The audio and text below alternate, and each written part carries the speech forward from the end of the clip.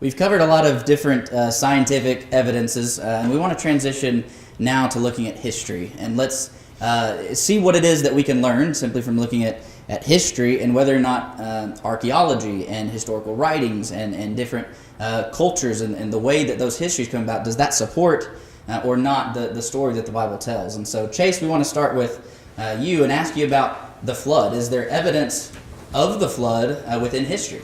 So we have to examine and think about the fact that all human beings, according to the biblical account, can be traced back to a lineage beginning with Adam and Eve in the garden.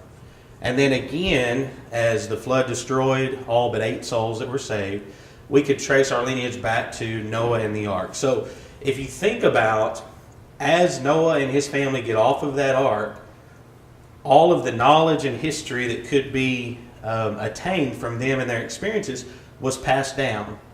We see dispersion of people at the Tower of Babel into other regions of the world, and interesting enough, we see this flood account and this flood story over the history of time being communicated in different places by different people of different cultures, yet all of these stories have a very similar theme.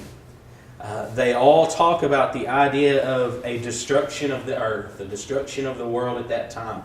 Many of them are very specific in that only 8 people were saved. There's one in particular that's a Hawaiian flood narrative that tells the story of a time long after the death of the first man that the world became a wicked, terrible place. Only one good man was left, and his name was Nuru.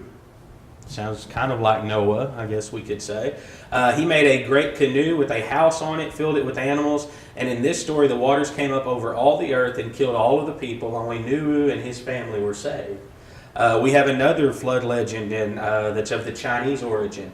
It records that Fuhi, his wife, 3 sons, and 3 daughters escaped a great flood and were the only people alive on the earth after the great flood, and they repopulated the world. So all of these different stories in different cultures over different time periods have been shared and communicated through these oral histories, and then some of them being written, yet they all carry the same theme of what we see in the book of Genesis and the flood account that God revealed to Moses to record.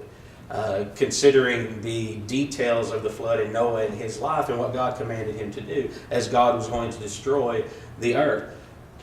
Could all of those flood legends have arisen in different times, in different parts of the earth, simply by accident?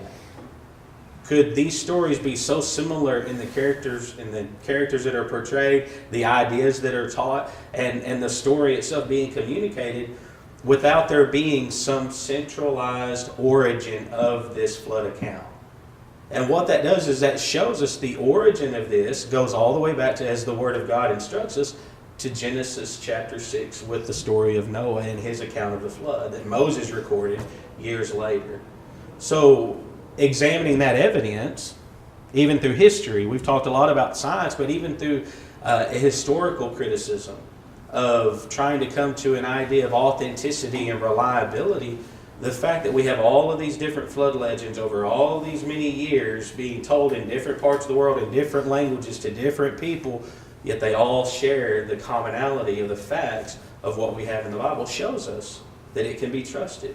And without the internet, without copiers, without cell phones, without all of this technology, no computer programming, this stuff happened. It's what you would expect to happen if there really was a flood, and it was dispersed among different nations of people over periods of time, and those people spread to different continents or different land masses. At the time, you would expect there to be a same story. It goes back to the same place. And that's exactly what we find.